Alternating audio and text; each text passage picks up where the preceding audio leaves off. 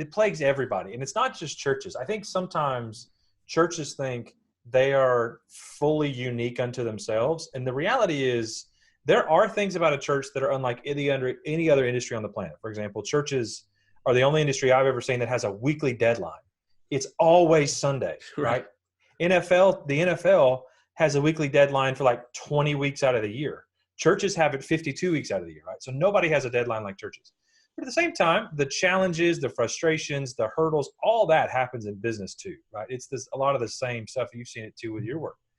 And so I think what happens is a lot of people tend to be plagued with ambition.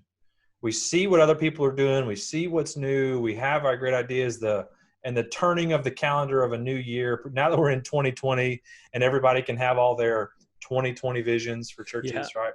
Now it's 2025. We're pushing it out 5 years because we didn't hit our 2020, but I digress. And so we have all these things. The problem is, though, we never stop and think about what should we stop doing? Like, what should we eliminate? Because if you look at people who are the greatest in the world at what they do, regardless of what they do, I'm talking everybody from Jay-Z to Tiger Woods to Disney. I mean, you name it, whether it's an individual, an athlete, a brand, whatever, the best in the world tend to be laser focused on what they do really well, and they forget everything else, right? And in order to be more effective, we've got to limit what we're doing. So when I talk about failure as a New Year's resolution, it's being willing to say, what am I going to stop doing? What am I going to take off my plate? What am I going to say no to? And these are good things. How do I say no to the good things so that I can say yes to more of the best things?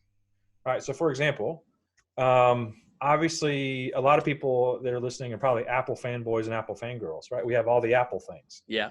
But if you look at a brand like Apple, they have admitted some things that don't work.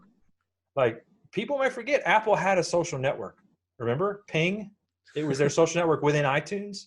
Now, if Apple wanted to, they could probably dominate that space, but it would take too much resources, too much time, too much diversion away from their core offering of great hardware and great software that's integrated really, really seamlessly, better than anybody else on the planet, right? So when it comes to churches, we have to be willing to say, what am I going to say no to so I can say no to more things so I can say yes to the right things?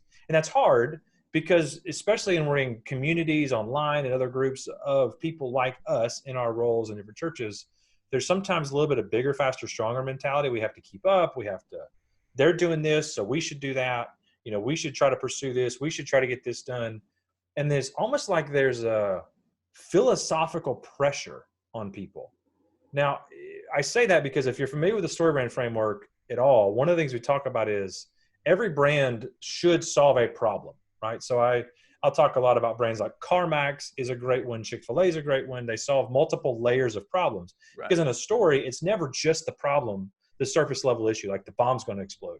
It's always the bomb's going to explode and the bomb's underneath an orphanage and Dwayne "The Rock" Johnson was an orphan and now he's missing his leg because he stepped on a landmine, and can he defuse the bomb? But he was mocked in middle school, and there's all these layers to stuff, right? And so there's always this kind of philosophical fundamental issue. And so I think in churches, we think that we have this philosophical pressure of we should be doing all the things. We should be on every social network, even though our church is probably only 600 people. You know, we should kill the bulletin because somebody else did, when in reality, bulletins are great. We shouldn't have a church app because somebody says we shouldn't, or we should have a church app, or there's all this pressure. And so I think if we can do things, okay, I would much rather kill some stuff and stop doing some things and be willing to try and fail and say, okay, nope, I'm going to put that over here so that I can be better at these things here. For example, at a church, you might need to say, hey, or here's an example. I worked at a church one time where the pastor kept saying, we have to invest more energy on Twitter. I like Twitter personally. It's the only social network where anybody can connect to anybody really, really easily, and conversations can get really fun. The kinds of connections you see between celebrities and normal people happens only on Twitter. It doesn't happen anywhere else. Right. It's really kind of fun. All the cool stories are from Twitter. But we were like, we're a church of 1,500. We have 142 followers. Take out the staff, it's like 135. Why are we investing on Twitter when we have an audience on Facebook? It's like, oh, we need to reach people on Twitter. But why?